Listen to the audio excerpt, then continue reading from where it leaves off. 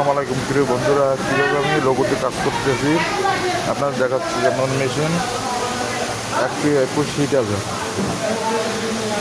এখানে সিট দেবো, মেশিন দিয়ে পড়লো,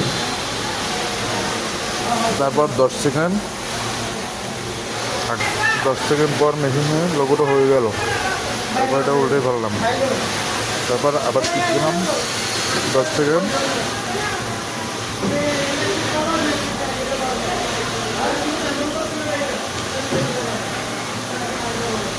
কেস হলো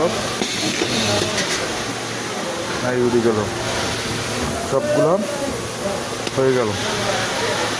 তারপর এটা একটা একটা করে তুলবো।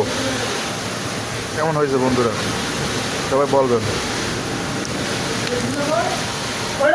কেমন হয়েছে।